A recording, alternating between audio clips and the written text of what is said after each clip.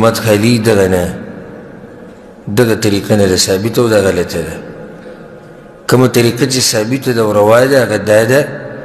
که صفونه دغه ځای ته ورسي نو بیا دی بهر ودرېدی شي اتصال الصفوف اتصال الصفوف یعنی د صفونو متصل کېدل د یو بل سره تړلی چې د یو بل سره وتړلی شي و جومات کې دنه ځای نشته بس دغه ځای پورې صف را رسېدلی تا خوا ودرېږه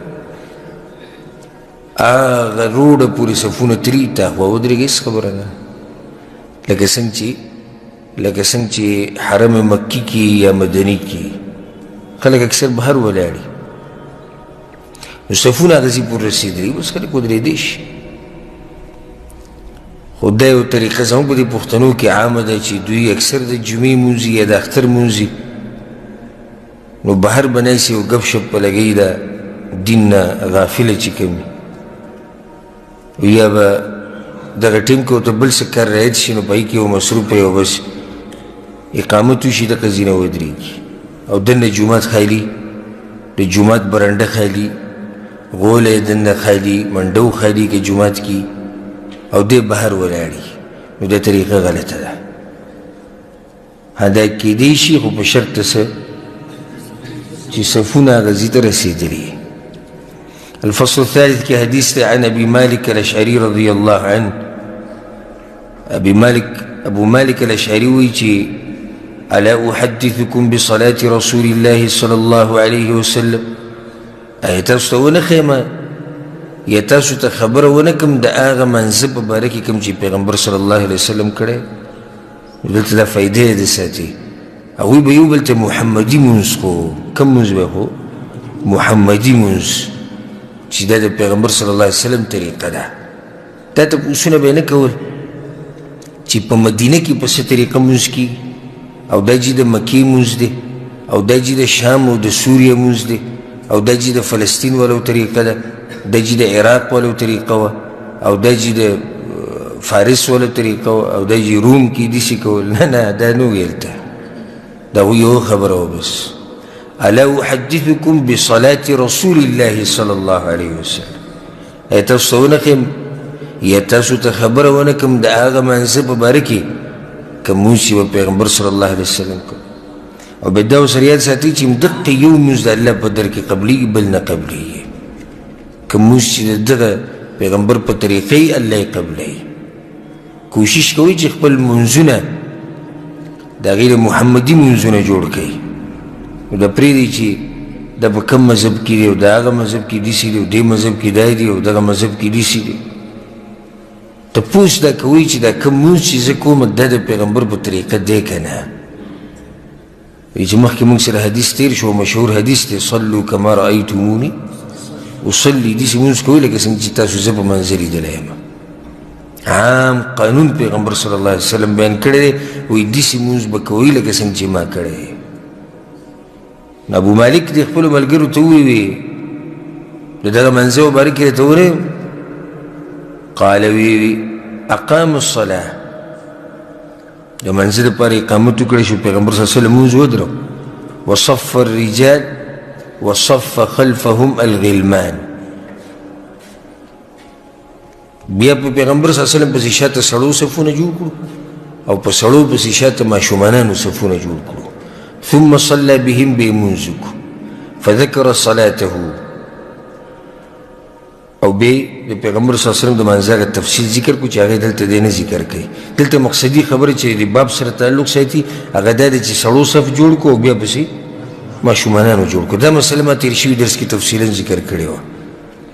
د صفونو جوړولو طریقه دا دی چې اول به په امام پسې به نارینه او په نارینو کې به څوک چې کوم د علم او د عقل خاوندانی هغوی به او بیا به ماشومانانی او که زنانین هغه بیا په دې ماشومانانو پسې شاته دا طریقه ده د حدیث امام ابو داود رحمه الله راوړی سندن کمزوري ده خو دا مسله د نور حدیثونه ثابته ده ځکه چې دی په سند کې راوي دی شهر بن حوشب هغه کمزوری دی وعن قيس بن عباد رضي الله عنه قيس بن عباد رضي الله عنه حدیث دی وی چې بین انا فی المسجد وی زه په جومات کې ولاړم دا قیس بن عباد چې دی دا په تابعینو کې دی مشرانو تابعینو کې صحابي نه دی او په ډېرو نیکانو خلکو کې دی د سیرت کې راځي چې ډېره بندګي به د الله کوله نو قیس بن عباد وی چې زه په جومات کې وم فی الصف المقدم په دې اولني صف کې ولاړم فجبذني رجل من خلفي جبذه یو سړي د شا نه راښکودم خو سم په زور یې راښکودم فنحاني نو زه شاته کړم وقام مقامي زما په ځای کې ودرېد فوالله ما عقلت صلاتي زه به د خپل منځه پوه نه شوم لکه دا غوسې د لاسه چې ولې زه شاته کړم نو د هغې د لاسه زه په دې منځه باندې پوه نه شوم فلما انصرف کله چې دا سړی د مونځ یې ختم کړو ما چې زه وګورم دا څوک دی اذا هو ابي بن كعب رضي الله عنه هغه ابي بن كعب فقال يا فتى لا يسوءك الله وما تيويج اي ما شوما الذي ما خرابوا ان هذا عهد من النبي صلى الله عليه وسلم الينا ان نليه دا نصیحت مونږ ته پیغمبر صلی الله علیه وسلم کړو چې تاسو ماته نږدې ودرېږئ مشران او د عقل خاوندان او پوهان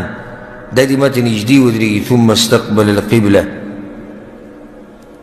دی قبلې ته مخ کړو فقال او دی ووی هلك أهل العقد ورب الكعبة يا أهل العقد دا غوټو خاوندان عقد په عربۍ کې اصل کې غوټه ده لوز ته ویلی کېږي دا تباه شوي د کعبې په رب مې د قسمې درې پیرې دا خبره وکړه بدوي والله ما عليهم آسى ولكن آسى على من أضلوا په دغو باندې نیم خپه په هغه کشرانو باندې چې دوی د لاسه ګمراه کېږي قلت یا ابا یعقوب قلت وما وی دا محمد ابن عمر ابن علي د امام نسائی رحمه الله استاذ دی د حدیث امام نسائی راوړی د امام نسائی د استاذ وی چې ما وی د هغه نه بره چې کوم راوي دی ابو یعقوب ته وی ما ابو یعقوب ته وی چې ما تعني باهل العقد د اهل العقد څوک دي دی چې د خپو ابي بن كعب او د چې وی د تباشو قال الامراء ومشران واميران وبچایان رواه النسائي د حدیث امام نسائی راوړی اصل کې مقصدي خبره دلته هغه دا ده چې په امام پسې به شاته کوم خلک ودرېږي پوهان مشران د عقل او د علم خاوندان خدای حکمت ما تاسو تیر شوي باب کې تیر شوي درس کې ذکر کړو چې ولې پیغمبر صلی الله علیه وسلم دا وایي چې ما پسې شاته ماشومان نه ودرېږي د دې مسلې وضاحت دلته شوی او بیا ورته ضرورت نشته خو دلته یو مسله ده د هغې وضاحت به وکړو اهل العقد د دې نه مراد ګورنران دي د علاقو چې بچایانو له طرف نه به مقررو امیران بچایان ده وی دوی تباه شو ابی بن کعب رضی الله عنه وی دوی تباه شو بیا وی په دوی نه یم خفه خو به د کشرانو خفه یم چې د دوی د لاسه ګمراه شو د خفګان د څه د لاسه وده ده هغه د دې د لاسه بعض علما دا وجه ذکر کوي کله چې ده په دې صف کې وکتو چې ماشومان مخکې ولاړ او د صفونو اهتمام نشتی نو خفه شو وی بچیانو او مشرانو له پکار ده چې دې مسلو اهتمام وکړي د دې وضاحت وکړي دې خلکو ته د دې بیان وکړي ځکه چې مشر چې ګمراه شي نو کشر هم ګمراه کېږي ګوره د باچا غټه ذمهواري ده د یو ملک باچا وزیر اعظم او صدر او امیر او خلیفه د دې غټې ذمهوریانې دي د دې سم نه دی چې بس کرسۍ ونیو او سره زر دی او سپین زر دی او د مزې وکړي ځکه نیکان خلک او مشران د هغوی سیرت راوله هغوی به د دې مشرتیا نه تښتېدو په زور به خلکو راوستو ته به د دې علاقې مشر شي ته بلته قاضي شي ته بلته امیر شي ته به ګورنر شي نه ډېر د منت او زارۍ او د نصیحتونو نه بعد به چې ته یو سړی مشر شو ځکه چې الله به د هر شي تپوس کوي مشر چې کله ګمراهی د یو ملک د یو علاقې مشر چې ګمراهی بېدینۍ کشران هم اکثر بېدینۍ ځکه چې د مشر سره دین اهتمام نشته نو کشران به دین سره څه اهتمام وکړي. اوس د یو علاقې مشر دی دا ووایي چې د منځه په ټیم کې دي څوک بهر پلتونه ګرځي جوماتونو ته به ځئ، د هغې دپاره کسان مقرر کړي چې تاسو به اعلان کوئ چې منزله ځئ. دې علاقې کې به څوک لمونځ پرېږدي؟ الا دا چې کور کې پټ او جدا مسله ده. خو بهر به څوک داسې نه چې د منځه په ټیم کې یو پالتو ګرځي پالتو به ناسي. خو چې اوس مشر په خپله لمونځ نه کوي نو هغه به تاله داسې ترتیب جوړ کړي؟ نشي جوړولی. ابی بن کعب رضی الله عنه وایي چې زه په دغو نه یم خفه، دا خو الله به دې تپوس کړي، خفه به دې کشرانو شوم چې دوی د لاسه کشرانو مو خراب شو. که دوی چې ته دین اهتمام کولی وي دې مشرانو نو خو کشران په دینداره وي نن وګورئ د دې مسلې نه څوک نه دي خبر. ځکه ابی بن کعب رضی الله عنه خفه و او دی وایي چې دوی تباه شو. تباه شو مطلب الله به دې تپوس کړي د دې مسلې او داسې نه چې مشرتیا دې وکړه خبره ختمه شو. د الله نه یېرېدونکی سړی دغه منصبونه غواړي نو د ډډې او غاړه ورته ږدي. ولې ډډې ورته په دې نه لګي ځکه چې ته پته چې الله به د هرې مسلې تپوس کوي. ځکه پیغمبر صلی الله علیه وسلم ابوذر ته ویلي ابوذر وایي ځان لرې ساتلی دې مسلو نه، ته ماته کمزوری ښکاري او الله به د نبی د هرې مسلې تپوس کوي.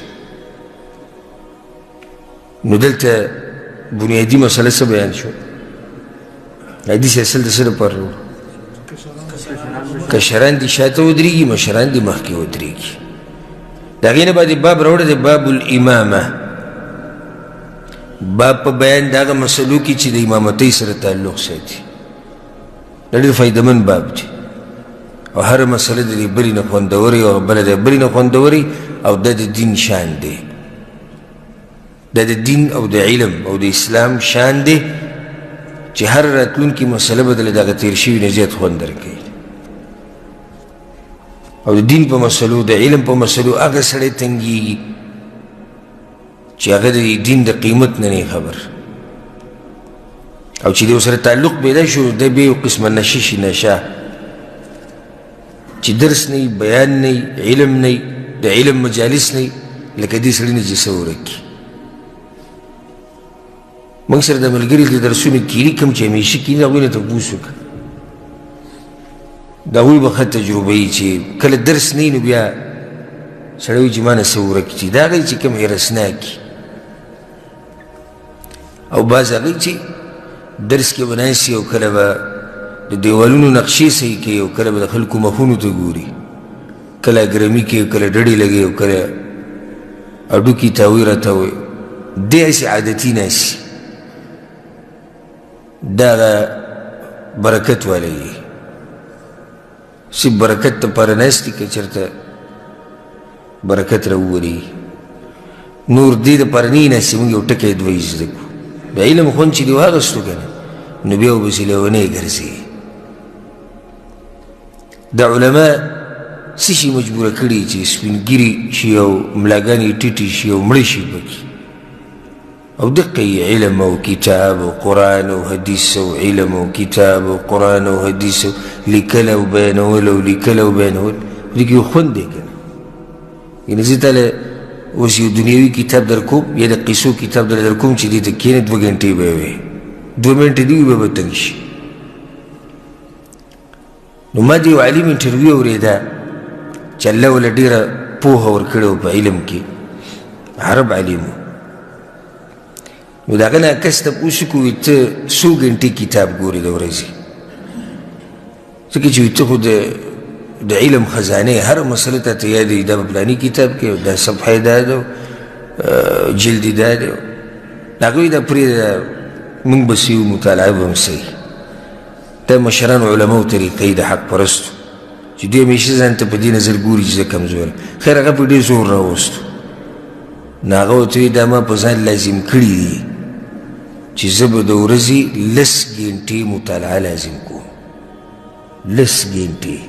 په 24 ګنټو کې 10 دا زما لازم د کتاب او د علم سره دي بغیر د درسونو بیانولو نه. هغه جدا دي 10 ګنټې دا صرف زه د کتابونو په منځ کې ناست یم چې یو سړی روزانه 10 ګنټې کتابونه ګوري د سره هم څه علم هسې مې دا 10 ګنټې ناسته چې اسان کار دی خو څه شی شتي څه خونې دله ورکړی دی چې د 10 ګنټې کتاب ته ناست دی او په مکتبه کې ناست دی ځکه شیخ الباني رحمه الله په سیرت کې راځي هغه په دې کتابونو ډېر سخت مین و نو هغه ښځې دا وایي چې کله به د شپې ما کټ کې وکتو شیخ رحمه الله به نه و بیا به زه مکتبې ته کوشو کیدای شي هلته نو د کتابونو په منځ کې به پټ شوی و داسې به ناست و کتابونو به وي ولا ټول به یې راغستي یو به دلته یو به دلته په منځ کې ناست و خوب به یې شپې نه کوو کتاب به یې کتو او لیکو به خو دې کې خوند دی که نه هسې خو دا علم ته څوک دومره وخت نشي ورکولی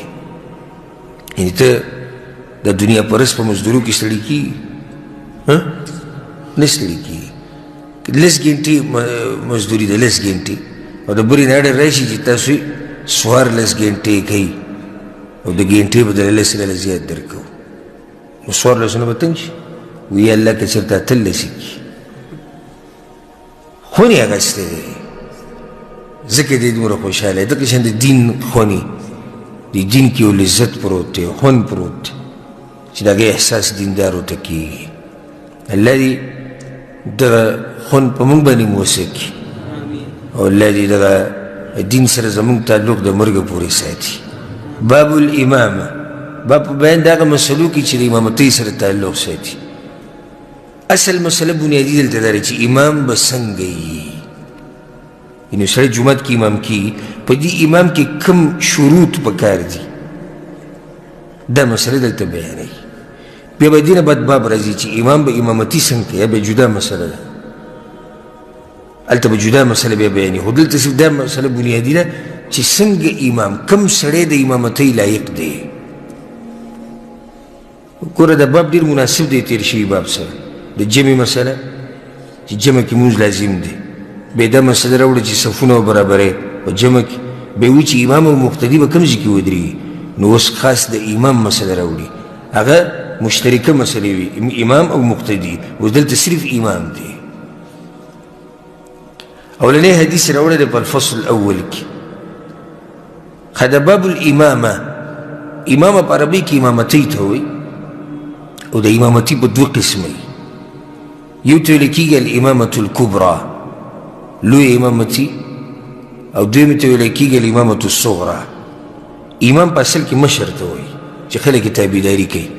نو الامامة الکبرى لوی امامتي څه ده چې یو سړی په یو ملک باندې باچا شي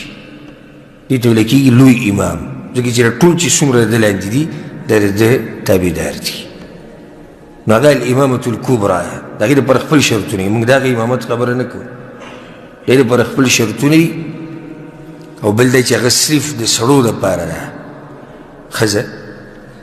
نشي کولی حدیث کې راځي قوم چېرته نشي کامیابېدی چې ښځه یې مشره شي ښځه نشي مشره کېدی په دغه امامتۍ سره دویمه ده الامامة الصغرى وړه امامتي هغې ته دا امامتي ویل کېږي په منځه کې یو سړی مشر شي د دې نورو او د دې امامتي خپل شروط دي چې هغه به موږ بیانوو او دا امامتي ښځې هم کولی شي ښځو ته ښځې کولی شي چا ته ښځو ته بس ښځه عام امامتي هم نشي ورکولی په منځه کې ښځې که امامتي ورکوي یو څو ښځې را جمع شوي دي یوې ورته وایي چې زه به لمونځ وکړم راځئ تاسو ما سره لمونځ وکړئ هېڅ خبره ښځې ښځو ته امامتي ورکولی شي خو ښځه عام امامتي نشي ورکولی اولنی حدیث په الفصل الاول کې عن ابي مسعود رضي الله عنه ابو مسعود وی قال رسول الله صلى الله عليه وسلم پیغمبر صلی الله علیه وسلم دا خبره کړې ده يؤم القوم اقرأهم لكتاب الله د یو قوم امامتي به هغه څوک کوي چې ډېر پوهه یي د الله په کتاب باندې و شرطونه بیانیږي پیغمبر صلی الله علیه وسلم و شرطونه بیانوي چې امامتي به څوک کوي دلته دا مسله ده ساتئ چې دا شرطونه به هله تطبیق کوي چې کله یو علاقې ولا امام غوره کوي لکه اوس موږ د دې علاقې یو مثال د دې کلي یو یا د دې چم یو او زموږ جومات کې امام نشته لکه جومات ته امام که ته غواړې صحیح ده څلور پنځه کسان راغلي چې موږ امامتي کوو په دې څلورو پنځو کې به څوک غوره کوي او څوک به مخکې کوي امامتۍ ته د شروط د دې دپاره دي. اوس یو ځای کې یو سړی امام شوی دی، لکه مثال کې هلته سعودي عرب کې امامان د اوقاف د طرف نه مقرر شي، یو علاقه کې امام مقرر شوی دی او تا هغه جومات ته ورغلی او کېناستې چې زه به دغې شروط ګورم، اوس خو کار شوی دی. دا شرطونه به کوم وخت کې ګورې چې کله امام غوره کېږي. یو امام مقرر شوی دی پاکې به دا نه ګورې چې ته راشي وایي زه دی قرآن ویلو کې کمزوری دی او زه دې تکړی یم زه مخکې کېږم.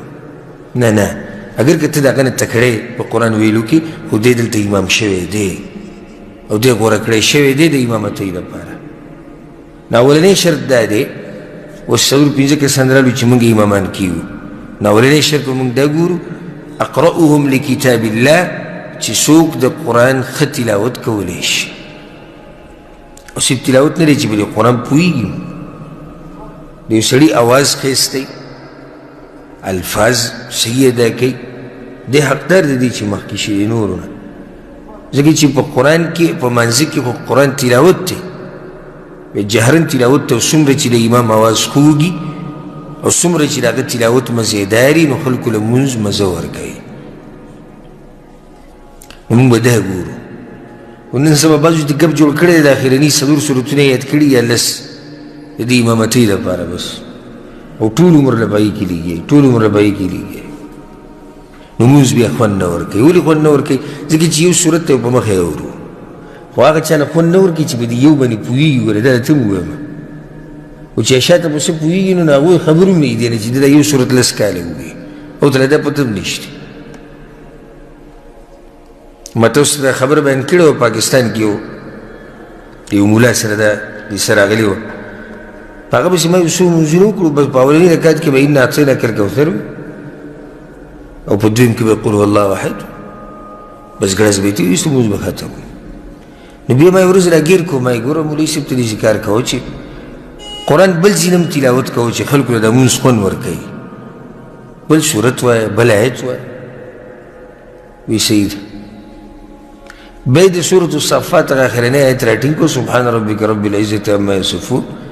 وسلام علی المرسلین والحمد لله رب العالمین. یو هفتې بیا دغه آیت ووایي، بیا به زه ورغلم، ما ګوره مولوي صاحب نو د یو ځای نه راخلاص کړي بل ځای کې اوس ونښتې ته، او ما که نه یاد درته دا قرآن نو حصې یاده که د الله بنده د امامتي ته خېټه پې ساتي که سجل کې. امامتي خو دې نه چې موږ دې کاروبار جوړ کړو، امامتي یو عبادت دی. امامتي څه دی؟ عبادت دی. خو نن سبا ته خلکو څه جوړ کړی؟ تجارت یې جوړ کړی. کم جومات کې تنخواه ډېره ده، کم جومات کې پیسې ډېرې، کور ورسره شتي که نه؟ لکه تا سره دا غم دی، ووایي چې موږ سره دا غم دی. ښه دا شاته چې کوم مقتدیان ولاړ دي د دوی په تا باندې څه حق دی مړوي، حق مه پرېږده، خو کور ورسره شتي که نه؟ دانې څو ورکوي، تنخواه څو ورکوي؟ کاروبار دی. کوم چې الله نه یریدونکی او قرآن ورته نه یاد، یا یې تلفظ برابر نه وي، یا په قرآن نه پوهېږي، دی په خپله وایي زه د امامتۍ حقدار نه یم، الله به مانه تپوس کوي. اوس د شاته خلک چې کوم ولاړ دي چې دوی لمونځ خوند نه ورکوي، ته کوې دلته څه؟ ورب الکعبه، د کعبې په رب دته قسم خورم، ما په پاکستان کې په داسې قاریانو پسې شاته لمونځ کړی چې سورة فاتحه ولم صحیح نه ورځي، خلکو د قاري صاحب وایي سورة فاتحه دا هم غلطه وایي، سورة فاتحه نور سورتونه پرېږده، په هغې کې به لږې ګډوډ کېږي، بنخلي رانخلي. ته څه کوې دلته؟ دا خو عبادت دی، دا خلکو له چې لمونځ خوند ورکړي. ځکه د کوم امام اواز چې ښایسته تلاوت مزېدار کوي، نو خلک به هغه پسې مونځ په اطمینان او په سکون سره کوي. خو دلته درته هم بله خبره ذکر کړم، په ده پسې هم هغه سړی به مونځ ډېر په اطمینان او په سکون کوي چې په مانځه باندې مین وي، چې نه وي مین نو هغه منډې هغه طرف ته وایي چې کوم مونځ زر ختموي. یعنې که اواز یې بد ښه نه دی، یاره وایي زمونږ یې د اواز سره څه کار دی؟ اخو یاره یو صورت په مخه وایي، وایي دي نه درزه وغبه بیا به ځو. ځکه دلته هم دلته به د سعودي عرب کې دلته خو ماشاءالله امامان اکثر ښکلی مونځ کوي، خو زمونږ د پښتانه په حقه پسې ګرځي چې د پاکستان په طریقه یې هلته به منډه جومات به ډک کي تراویح کې وایي نه که رمضان شروع شي که نه الله دې ورته موږ ورسوي الله دې موږ ته راورسوي بیا زما دا خبره یاده که هغه جوماتونو ته به وګورې په دې علاقه کې چې کم تراویح ډېرې لنډې کوي او زر یې ختموي او بیا د پښتنو رشته وګوره دا به اصل کې دې له نه دي راغلي چې د قرآن نه مزه واخلي بس یو بوج دی تراویح کول غواړي ځان ته مسلمان وایم او دلته یې ختمې کړه نو دا بس چې د هغه مولا د جومات نه راوځي چې کم ډېر زر لمونځ کوي بهر راوځي اکثر د نسوارو هغه پوڼې راوالي هغه لاره کړي یاره وایي سم پاکستان یې راته رعایت کوي دې ته خوشحاله دي چې پاکستان هغه مونځ یې راته رعایت کړو نو پاکستان یې ته په څه کې رعایت کړو په دې کې رعایت کړو چې مونځ یې زر وکړو د الله نه یره پکار دی امام چې څومره ښایسته مونځ کوي او څومره ښایسته تلاوت کوي دومره انسان ته سکون میلاویږي او دومره انسان ته راحت میلاویږي او دا مونځ له خوند ورکوي ځکه پیغمبر صلی الله علیه وسلم وایي اولنی شرط دا دی یا ام القوم اقرأهم لکتاب الله چې د الله په کتاب باندې په لوستو باندې ښه پوهېږي په ترجمه یې پوهېږي چې اوس یو امام دی ته دا پته نه شي چې ووایم زه څه د ده په تلاوت کې مزه نه وي او ځکه کم امام چې د قرآن په تلاوت نه پوهېږي دی چې په کوم ځای کې ودرېد او په کوم ځای کې ونه درېد د قرآن کې د ودرېدنې دي دا به هم په دې ځای کې ودرېږي چې معنی ورسره ګډوډه نه شي خو دا په دې باندې خو هغه سړی پوهېږي چې هغه صحیح په قرآن په ترجمه پوهېږي ځکه ما په خپله دلته په دې سعودي عرب کې یو جومات کې لمونځ کوو نو هغه سړي تلاوت ډېر ښکلی کوو او سورة المجادله کې لګیو لا تجد قوما يؤمنون بالله واليوم الآخر دې کې ودرېد بیا مخکې تلاوت پوره کړو دې ترجمه خو دا شوه لا تجد قوما يؤمنون بالله واليوم الآخر ای پیغمبر ته به ونه مومي داسې قوم چې په الله او په آخرت ایمان لري خبره به دې ودروله نو ما ته پته ولګي چې دا عجمې دی عربی نه دی زه ورسره منځنه باید میلاو شوم ما ته عربی که عجمې نه زه عجمې یم نو ما د قرآن ترجمه یې زده کړه چې تا ته پته لګي چې ته په کوم ځای کې ودرېږي او کوم ځای کې ودرېدنې دي په کار ټول تعلق ساتي د قرآن سره دا علم نو چې امام دی په قرآن باندې ښه پوهېدو نو بیا دې مزید دي ځکه چې اواز به هم ښایسته وي تلفظ به هم مزداري او پوهېږي پرې ښه بعض امامان هغه دي چې له منډه صرف بس د اواز له ترجیح ورکړي نور پکې هېڅ نه وي او دا موږ د قیامت په علاماتو کې ذکر کړی و چې یو نښه دا دی چې خلک به صرف په دې پسې ګرځي چې د چا اواز خوږ دی بس او صرف دا هم نه ده نور هم د قرآن علم دی احکام دي دې باندې ځان پوه کول غواړي ځکه دا بس زه خو پېژنم موږ چې کله عمر کم و ډېر او سبق هم وي په ورځو کې نو په دې جوماتونو پسې به دلته دا قاریان ګرځېدو دا هلکان چې کوم ځای کې جومات میلاو شي نو هغوی به د یو بل سره مشورې کولې وایي د ساه اوږدېدو دپاره دوایي میلاوي د مرۍ د سه پاکولو لپاره دوایي میلاوي او دې لپاره دوایي میلاوي دې زه به ورته حیران تاسو دوایي نه د څه لپاره خو دا چې اواز مزېدار راوځي مقابله صرف د دې وه چې اواز مزېدار راوځي پوهېږي نه پوهېږي دا جدا مسله ده نو صرف دا هم نه ده چې صرف په اواز ته ګوري د قرآن کریم تلاوت چې دی کوي اواز یې څنګه دی او دویم تجوید یې څنګه دی حروف څنګه ادا کوي لکه اوس یو سړی ورمخکې شي الحمدلله الحمدلله الحمدلله څه ته وایي لکه دا شاته شي دا حانې له منډه ښه جوړه کړه یو خو داسې غلطي چې هغه مغفور ده مغفور یعنې بخلی شوې غلطي ده لکه څنګه په سورة الفاتحه کې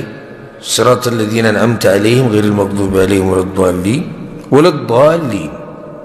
دلته مد دی او دا لازم مد دی دا به لازم رکاږي دلته به ولا الضالين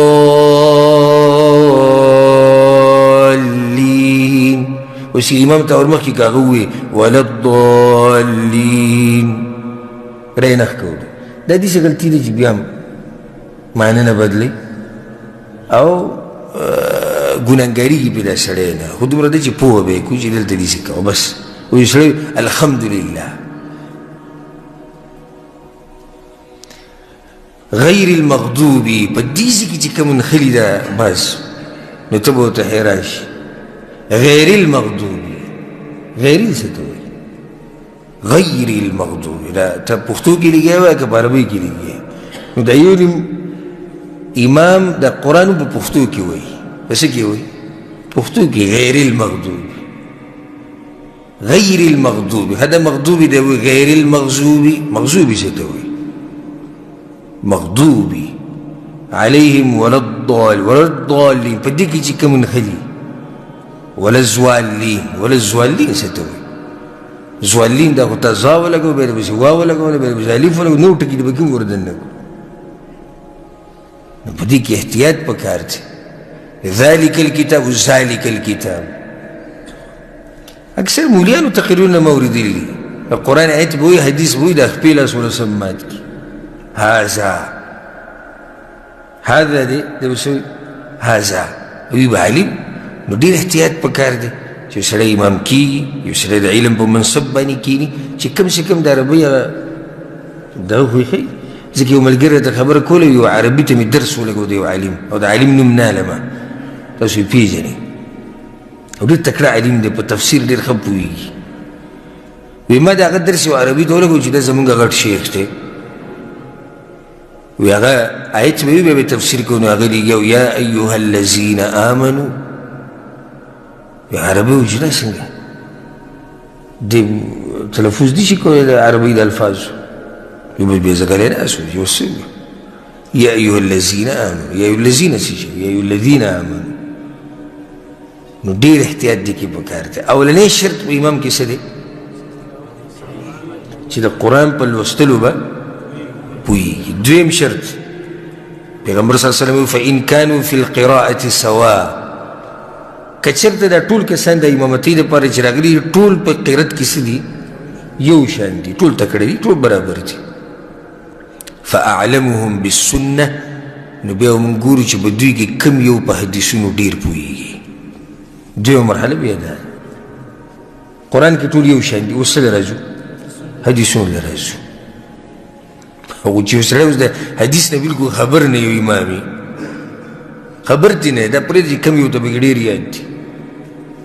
یا په حدیثونو پورې مسخري او ټوغې کوي دی امامتي کوي نه فأعلمهم بالسنة بیا به ګوري چې څوک د پیغمبر په طریقه ډېر پوهه دی هغه مخکې کوو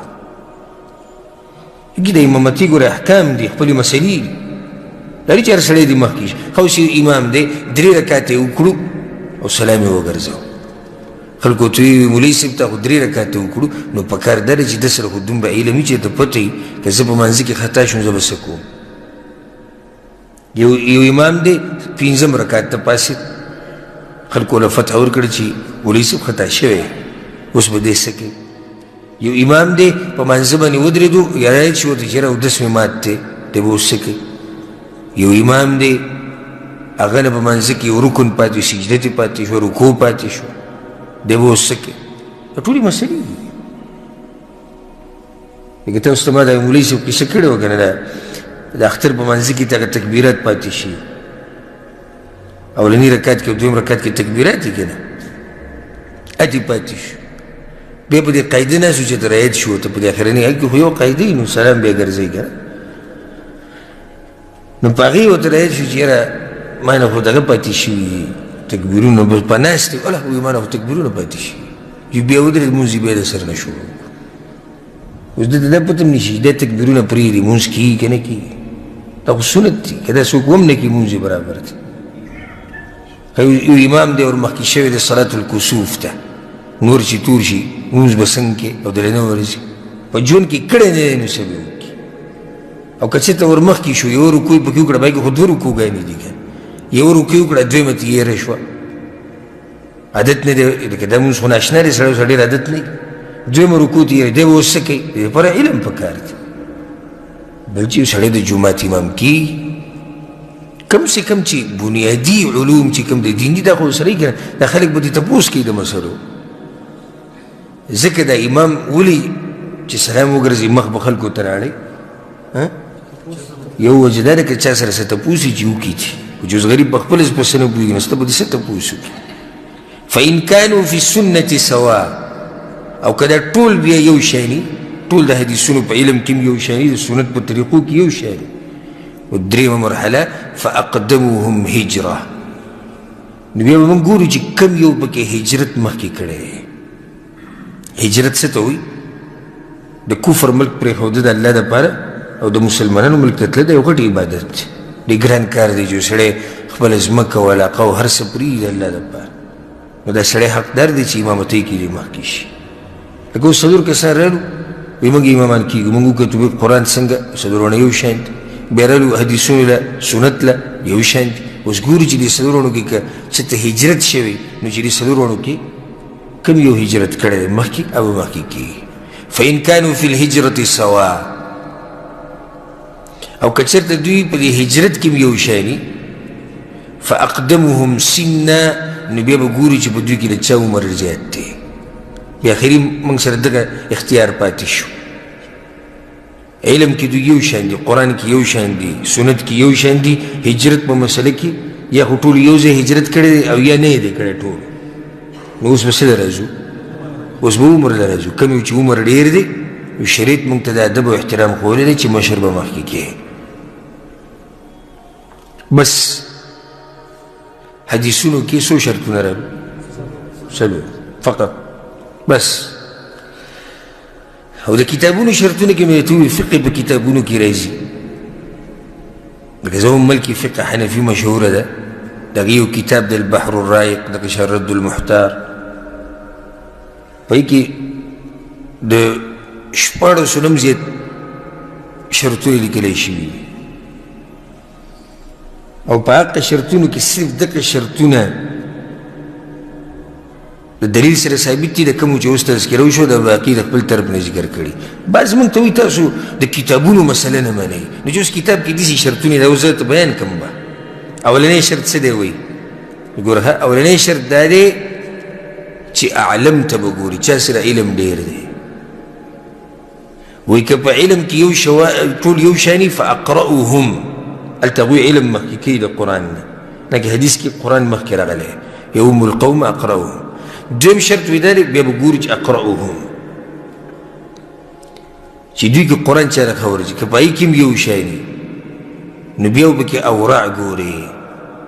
اوراع چا ته وایي چې کم یو پکې داسې د شبهاتو نه او د شهواتو نه ځان ډېر لرې ساتي هغه به ګورو بیا که په دې کې هم یو شاني نو بیا به اسنهم په دوی کې عمر د چا ډېر دی که چېرته عمرونه د ټولو یو شاني نو بیا پنځمه خبره دا چې اقدمهم اسلاما اسلام چا مخکې قبول کړی که اسلام کې هم ټول یو شاني نو بیا اقدمهم هجرة بیا هجرت چا مخکې کړی دا شپږمه خبره ده که په دې کې هم برابر وي نو بیا اوومه خبره دا چې احسنهم خلقا د چا اخلاق به ډېر ښایسته دي هغه ته به ګورو د چا اخلاق ښایسته به مخکې کړو که په اخلاقو کې هم ټول یو شاني نو احسنهم وجها چې بیا د چا مخ مزېداري ډېر ښکلی هغه به مخکې کوو که ټول یو شان ښکلي نو اشرفهم نسبا نسب کې بیا څوک ضرور دي هغه به مخکې کوو که په نسب کې هم ټول یو شاني او دا ګوره په کتابونو کې شي ځان نه یم لګیا په ډېرو کتابونو کې لکه مشهور کتابونه البحر الرایق او رد المحتار و دې نه مولیان ښه خبرې دي نهمه څه شوه نسب به اوچتي وایي که نسب د ټولو یو شاني نو اکبرهم رأسا چې سر یې ډېر غټ وي دا شتي سرونه ټولو غټ دي نو بیا یولسمه اکثرهم جاها د چا مقام ډېر اوچت دی مخوریز دی ډېر هغه بیا مخکې کوو ټول مخوریز دي د ټولو سرونه هم غټ دي ټول یو شان دي نو بیا به ګورو احسنهم زوجه د چا ښځه ډېره ښایسته ده اوس دا خو ګرانه په دې ده ځکه چې کورونو ته پسې تله غواړي او ښځې به چیک کول غواړي. نو بعض موږ نه خفه شوي تاسو مسلې نه منئ. نو دا اوس د منلو مسلې ګوره د خبرې نه څومره هغه ربړ خلک وي جوړ کړو که نه کوم ځای له کوم ځای ته ورسوله. حالانکې شریعت اسانه مسله بیان کړې وه. ها ښځې د ټولو ښایسته دي چې ښځې د ټولو ښایسته دي نو بیا اصغرهم عضوه د چا چې ذکر وړوکی هغه به یې بم کېږي.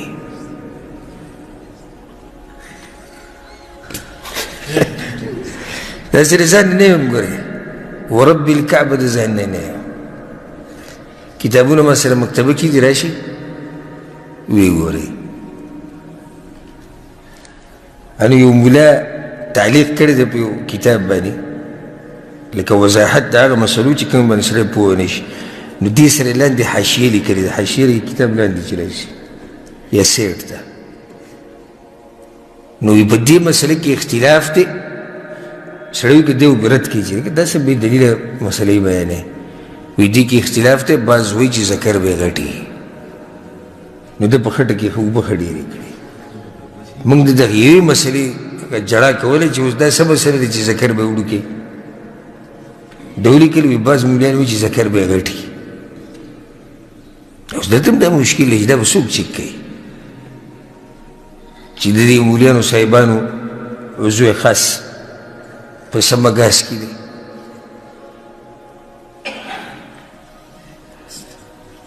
ځکه قرآن او حدیث مضبوط رانیوه پکار دي چې هغې کې واضح مسلې دي فطرت یې مني. دا مسلې فطرت هم نه مني که یو سړي سره علم هم نه وي که نه خو فطرت یې نه مني. دا څه مسله شوه. ښه ټول برابر دي عضو خاص ته ټول یو شان دي. اوس به څه کوو انظفهم ثوبا بیا د چا کپړې ډېرې صفا دي هغه به مخکې کوو. کپړې د ټولو یو شان دي صفا دي نو بیا به ګوري چې څوک مقیم دی هغه به مخکې کوو د دې علاقې دی. که دغه نه بیا مسافر او په دې طریقه باندې دا شرطونه روان دي. ما انزل الله بها من سلطان نه په قرآن کې په دې څه دلیل شته نه په حدیث کې. حدیثونو مسله تاسو واورېده که حدیث کې څه و څلور کم قرآن به ګورې اول بیا حدیثونه سنت بیا هجرت چا مخکې کړی ده بیا عمر د چا ډېر دی. بس قطع اسانه مسله ده.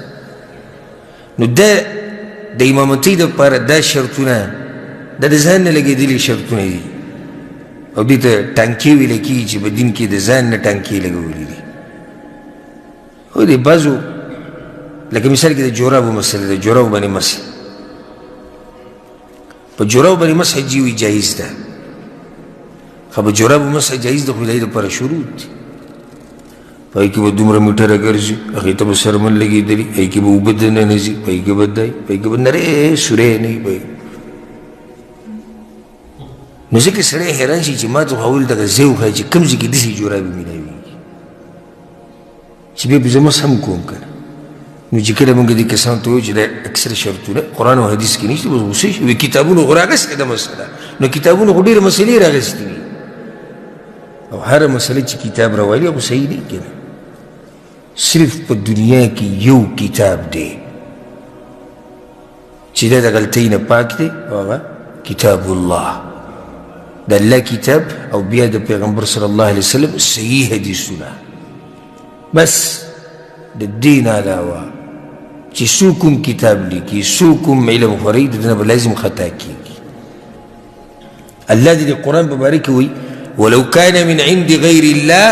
لوجدوا فيه اختلافا كثيرا. وی که چېرته دا قرآن د الله نه علاوه یو انسان لیکلی وی یو مخلوق لیکلی وی نو په دې کې به ډېر اختلافات تاسو لیدلی وی په دې کې به تاسو ډېرې غلطیانې لیدلی وی خو شتي پکې نه چې شتي نه شي دا د الله کتاب دی. خبره مې دا کوله تاسو ته چې لازم نه دی چې کتاب کې مسله راشي نو هغه به صحیح کیدای شي دا مسله صحیح غلطي کیدای شي سره دلیل نه کیدای شي هغه نه مسله یې راشي او ډېرې خبرې کیدای شي. دلته بله مسله پیغمبر صلی الله علیه وسلم پکې دا ونه وي چې دې ته به ګوري چې دا سړی ړوند دی که نه او دا سړی بانډچي دی که د ښار دی او دا سړی د زینا نه خو نه دی پیدا دی پکې ونی وي نو ځکه په دې کې رد دی په هغه مولیانو باندې کوم چې وایي ړوند سړی امامتي نشي کولی ښه دا کتابونو کې باقاعده مسله ده وایي د ړوند سړي امامت مکروه دی دا غلطه خبره کمزورې ده هېڅ مکروه دی ړوند له څه چل دی ولې ځکه دا قانون یاد ساتئ د هر سړي چې خپل مونځ برابر دی نو په ده پسې هم مونځ برابر دی ړوند سړي خپل مونځ برابر دی که نه برابر دی کېږي چې کېږي په ده پسې هم کېږي تش هم بعض دا وایي بعض علما وایي بانډچي امامتي نشي کولی د هغو چې ښار کې اوسېږي دا کمزورې مسله ده اوس دا فضیلت د څه دی چې ښاری به مخکې کېږي ښاریانو ته امامتي کوي بانډچي و بانډچیانو ته کوي حدیث کې دا شرط نه راغلی بعض وایي دې ته به ګوري که دا سړی د زینا نه پیدا وي نو بیا په ده پسې امامتي په ده پسې مونځ مکروه دی ولې مونځ مکروه دی وایي دی چې د زینا نه پیدا نو په دې کې د هغه څه ګناه ده یو سړی د زینا نه پیدا شو زه ښځې او سړي غلط کار وکړي او ماشوم ته پیدا شو هغه ماشوم بیا نیک عمل او علم یې وکړو جومات کې امام شو خلکو ته مسلې بیانولې د دې غریب پکې څه ګناه ده داسې ده که نه ده که نه د هغه پکې ګناه شته دا پکې هېڅ ګناه نشته نو په ده پسې مونځ صحیح دی بلکل بیا پیغمبر صلی الله علیه وسلم د حدیث کې وایي ولا یؤمن الرجل الرجل فی سلطانه او یو سړی د سړي له امامتي نه ورکوي د هغه په بچایي کې او د هغه په ملکیت کې ولا یقعد فی بیته علی تکرمته الا باذنه او د هغه په کور کې په هغه ځای نه کښېني کوم چې د خاص ځای الا دا چې په اجازت د هغه رواه مسلم دا حدیث امام مسلم رحمه الله راوړی د اخرنۍ جملې وضاحت به وکړو و یو سړی د امامتي نه ورکوي په هغه د هغه سړي په ځای کې چې هغه د هغه د بچایي لاندې یا د هغه علاقې یا هغه پې مشري یا هغه امام وي لکه اوس مثال پرې درکړم ته راغلی دې جومات ته او زه دلته امام یم او ستا اواز زما دې نه ښایسته دی ته زما نه ښه پوهېږي خو بیا به هم دلته نه مخکې کېږي